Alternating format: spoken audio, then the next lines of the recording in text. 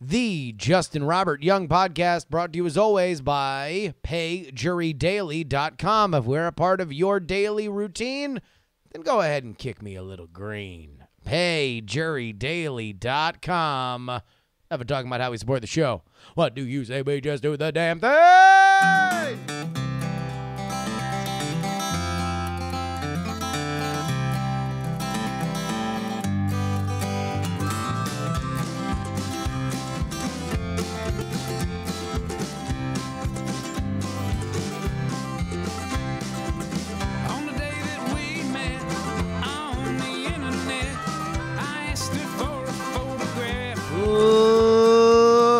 Ladies and gentlemen, welcome back to JuRY Daily. College is a sham week. This is where we explain to you all the reasons why college is a sham. Now, I gave you my initial thoughts on Monday. Tuesday, I described why college is valuable, why college is worthwhile. Because, again, no mousetrap exists unless you've got a little bit of cheese there in the middle. And so we described exactly what is worth it there. But I ended yesterday by saying, if this is such a pure system, if this system is so valuable, if this system is such a tremendously necessary part of our culture, this is what we aspire to be. Oh, man, we sure as hell have a whole lot of vultures, thieves, and con men around it. You know, it kind of seems like there's a lot of systemic elements of this process that are mandated by it. You know, not just around it. Some are around it. Some of them are mandated. Some of them are mandated. That I have a hard time whenever the not in all colleges crowd comes around and they want to defend this concept. I feel like this is where they are mistaken. They are making a straw man out of my argument. Because what they want to do is defend what they liked about college, defend the things that they got out of college. And I'm not trying to take that away from anybody. What I'm trying to say is that all bad systems can be good and all good systems can be better. So if this is a good system, let's all agree that there are some negative parts of this. Am I right?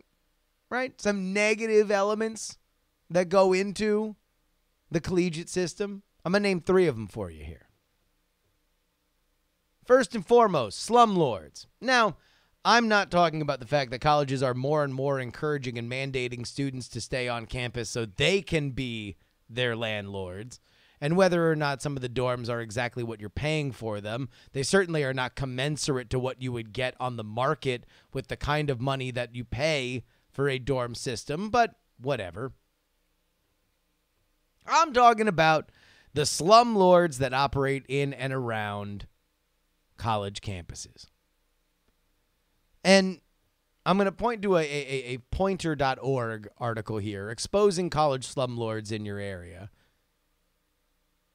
Before we get there, defending slumlords a little bit. I know I'm going to point out how they're awful and how they are yet another grifter that walks alongside the carnival that is a 4-year liberal arts degree so they can line their pockets.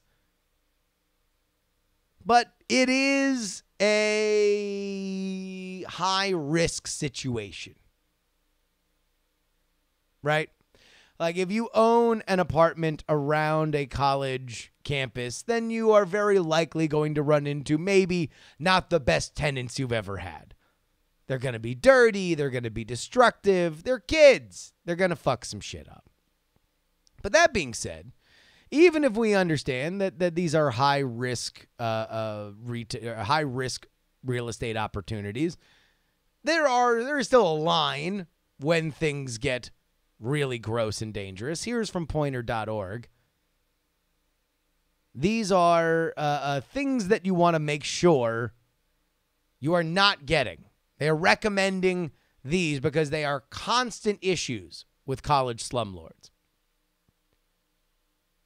For your security and to save on heating bills, make sure all windows and doors close and latch securely. If there are big gaps under doors, be ready for a drafty place. Make sure the apartment has 2 exits so that you can escape in a fire. Lots of sketchy apartments only have 1. Check the kitchen. Make sure the stove and oven turn on and that the refrigerator is cold. Check the bathroom. Is there a working shower head? I didn't bother to look when I scoped out my first apartment. Got a rude surprise when I went to take a shower the first time and discovered that it was only a bathtub faucet. Also, look for stains on the ceiling. This indicates water damage, whether from rain or leaky toilets upstairs.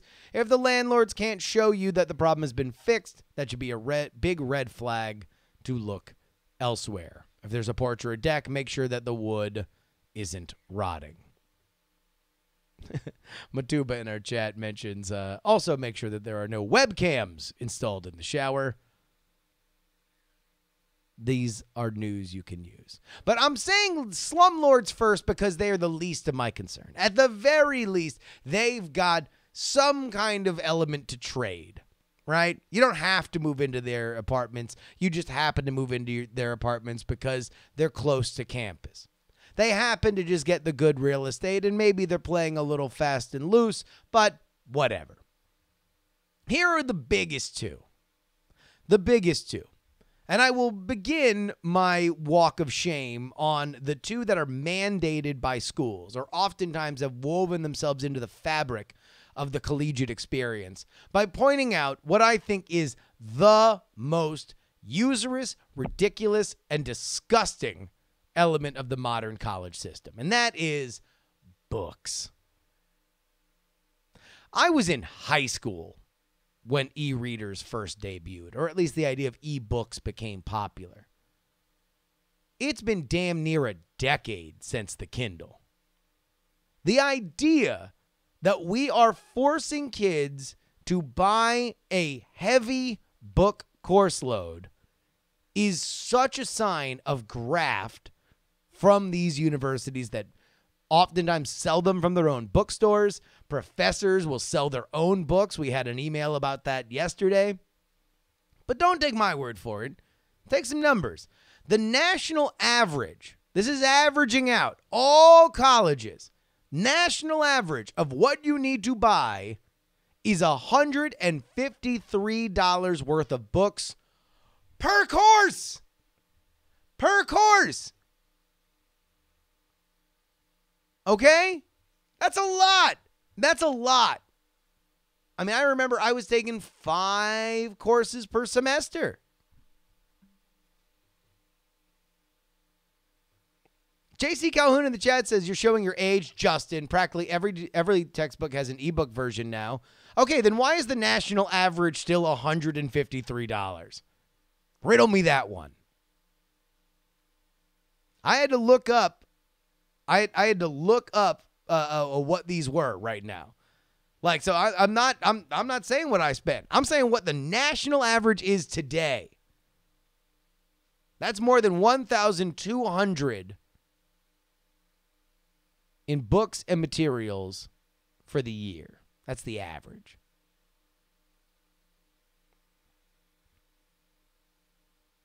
And people are here in the chat are saying that it's the same price for the DRM'd copy of the ebook. Well, thank God. Thank God. We've now moved away from killing these dead trees. Get the fuck out. It's so disgusting. But nothing is worse than this, and it has become an issue that will be addressed even in our modern political system. In the 2020 election, we will have yet another conversation about student debt. Student debt is a major problem in this country, and it's a problem because colleges continue to become more expensive even as the worth of the degrees on average continues to go down. We'll get into some of that tomorrow on why college tuition continues to explode. But for right now, we're looking at the grifters that orbit around colleges, and I will say loan sharks. Now, you might call them Sally Mae or Freddie Mac or Navient. I'll call them what they are.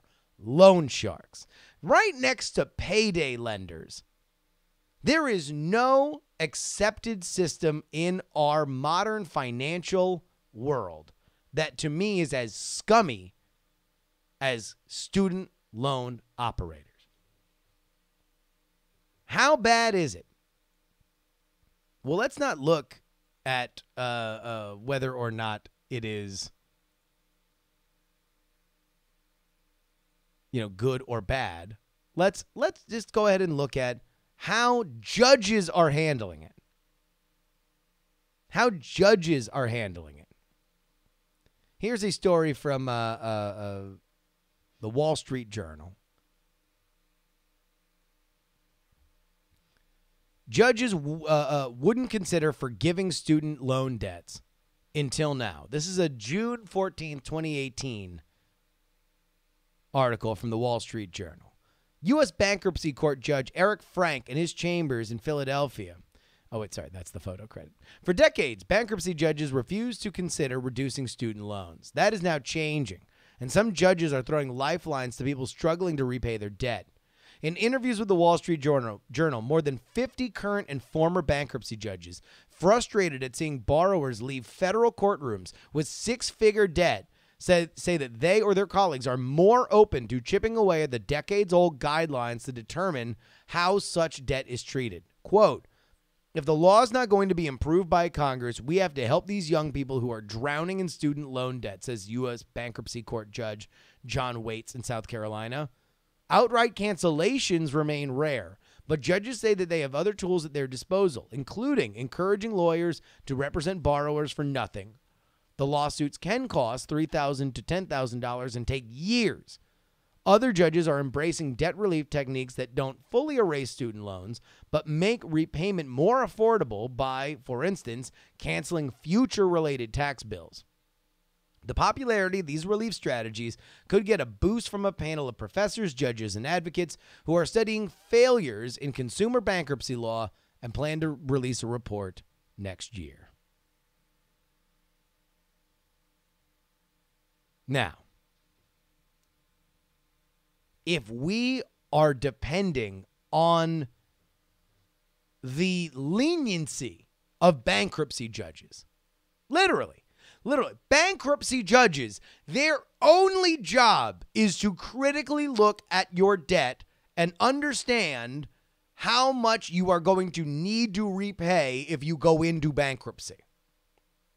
This is a last-ditch effort, a financial tool in the toolbox of Americans so they cannot have their lives ruined by debt.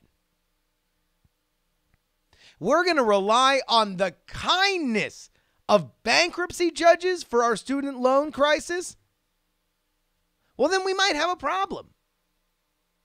Because for everybody that has been emailing me in saying, well, look, I got a great paying job right out of college. Cool. I don't regret my college degree. I was able to pay it off. Do I think it was too expensive? Yup. Do I find it outrageous that the same degree that I got is now going for so much more? Yup. Do I think that we are putting ourselves in a dangerous place as a country by having so many people come out so far into debt? Absolutely. Do I think that this system has created a viable political atmosphere where something radical could happen? 150%.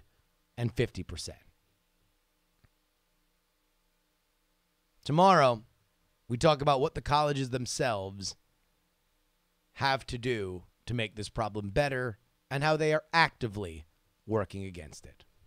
But until then,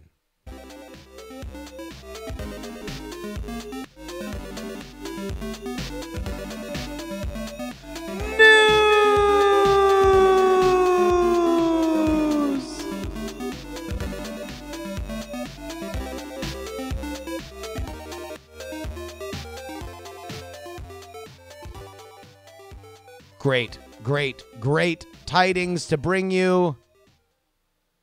Bill and Ted 3. Bill and Ted 3 is coming to theaters in 2020. This is the news from Pitchfork.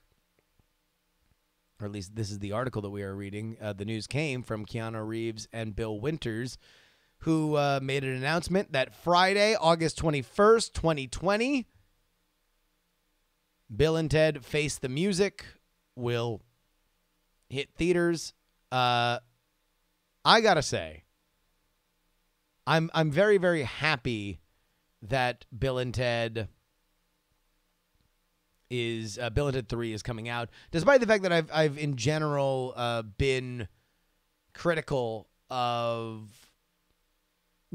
our Pet Cemetery culture, and I don't mean that because there's a remake of Pet Cemetery in theaters, but the idea that we just want to bury all of our treasured old things and then they come back to life on Netflix or whatever, or in theaters, and then we kind of don't like them because, yes, when it comes to our favorite movies and television shows, sometimes dead is better. But I love Bill and Ted, and I'm very excited for Bill and Ted 3 to come out because, number one, I think it's the most underrated science fiction franchise we have. The first one's a little simplistic. Bill and Ted's Excellent Adventure is a very simplistic movie where it is kind of like, bro, what would happen if you had to study for a final, but you didn't have any time, bro? And then they go on this adventure. But I thought that the history was credible, and they did they did something very hard. They made an almost educational movie, very interesting and fun. But really, the achievement is Bill and Ted's Bogus Journey. Bill and Ted's Bogus Journey is so weird. It is so fun. It is so smart. And it is so exciting and so well shot that I am shocked that it doesn't get mentioned more in terms of sci-fi classics.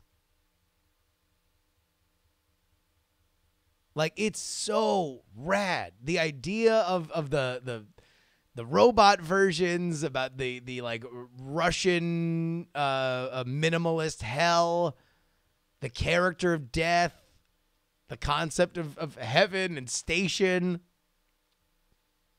It was so dope. There's also this fact.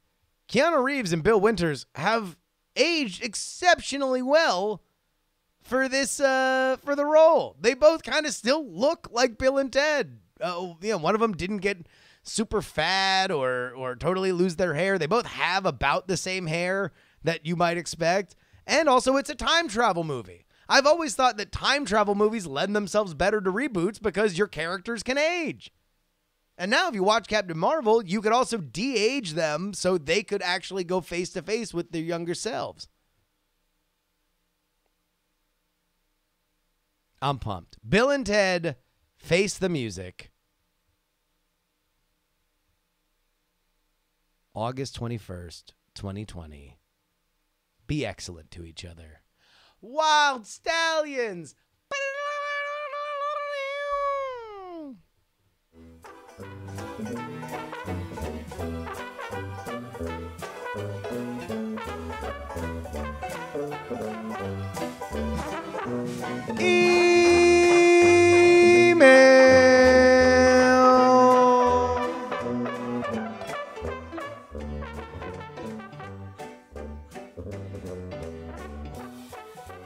You can always email the show, jurydaily@gmail.com. Again, jurydaily@gmail.com. Alex writes, love the show. I've really been enjoying the tact you've been on talking about college. I think most colleges are overpriced, but we have data to know which ones are and aren't, and that's for a fact. First off, I went to an extremely expensive college, but it was 100% worth it. It was about $50K a year, but I landed a $125,000 a year job straight out of college, and that was no accident. Any college worth their salt will publish their salary statistics of their graduating class. Here's a report from Syracuse. So I looked this up. Here we go. This is the school I graduated from, the S.I. Newhouse School of Public Communication. Their graduating class reflects information from 409 of 476 undergraduate degrees, representing an 86% knowledge base. 75% of the Newhouse grads were employed full-time. 16 were still seeking. 4 were continuing education. 3% were not seeking. 1 was volunteer service program, and 1% was in the military. 30% accepted jobs before graduation. 24% 0 to 3 months after. 37% 3 to 6 months after, and 9% 6+ months after. Featured employers included Bustle, Creative Artists Agency, Google, Hearst Communications, MLB.com, NBC Universal, W20 Group, Warner Brothers Entertainment, Washington Post, and Weed & Kennedy. That's fucking insane. That's the list of places where people are going from Newhouse now. That's nuts. The average starting salary is $40,000, $484. I mean, that ain't a bad starting salary. It ain't exactly a great starting salary. Nor is it the $125 that this dude got right out of school. Using these reports, you can get a decent idea of what your money should be buying you. For me, I could see that my $150,000 investment in a CSCI degree would net me an average starting salary of $90,711 with a salary range between $52,000 and $130,000. Also, no one pays full price for college. My college should have been $50,000 a year, but it was about $38,000 a year for me and closer to $25,000 for my significant other at the same school in the same program. Even if you don't get a scholarship right out of the gate, you can haggle with your school before taking their offer. My significant other just called and asked if they could cut her a better deal and got another $12,000 a year. I mean, I don't know if that necessarily diffuses my point that they're kind of scammy, though, right? Like, you're basically saying that you should haggle like you haggle with a car dealership, and they don't exactly have the best reputation of being, straight shooters. Jess writes, I love college as a sham week. I love it every time this topic comes up on the show, and it absolutely deserves to have its own annual event a la Shark Week on Discovery. Let's get some fun interviews on the topic next year. One aspect you haven't touched on yet this week, which I think is one of the reasons people get touchy about college, is that it can be a mostly inoffensive way to tribe up. Whereas some people are comfortable being overtly red team or blue team politically or outspoken about their religious affiliations, it is far less likely to damage your image socially or professionally if you're a proud alum. This comes out playfully in college sports rivalries, but it also can have a lasting and important source of identity for people.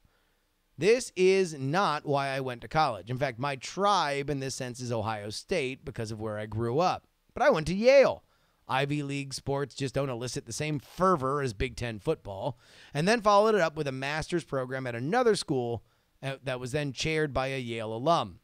Ultimately, I got my piece of paper with 4 impressive letters on it, and the reality is that it opened doors for me, which is a damn good thing because I'm still paying off student loans 15 years later. So in response to Open Bayou's email, I'm working in a field, making decent money, and went to a college that helped me get to where I am today.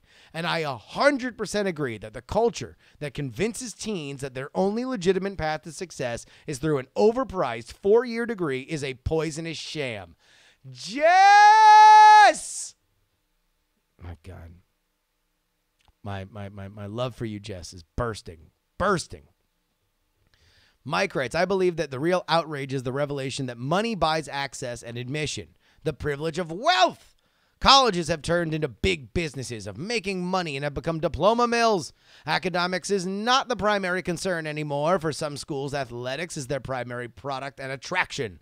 Money is the prime concern, whether it's an Ivy League school or a cornfield college. There are a lot of people who'd be better off going to a trade school or earning certifications in technology. The blue-collar stigma is a problem. Status of a college degree is indeed overrated and overpriced. Discussion and debate of this issue is important for the health of our society and economy. Thank you for bringing it all up. I got a college degree, a BS in education, and a master's degree in library science, and it was useful in my 45-year career as a librarian. I was lucky that college was cheaper when I attended. Thank you, Mike. And then there's a really great one that I want to read from Jordan, but it's too long. And I think we're at the end of our episode today. So we will read it tomorrow. I want to thank our producers. The Jen, PD Rave, Non-Specific and Rock and Roll Martian, Joe Acosta, well, James the OG Brito, well, and Matthew B, along with Chris. You can email me, JuRYDaily@gmail.com. Again, JuRYDaily@gmail.com. Twitter, Instagram, Snapchat comes from Twitter, Instagram, Snapchat at Justin R. Young. And you can join our Discord, bit.ly/JuRY Discord. Ladies and gentlemen, until tomorrow, this is your old pal, Justin Robert Young, letting you know to please give a round of applause to Mr. Wacky. But also, and almost more importantly, please, don't.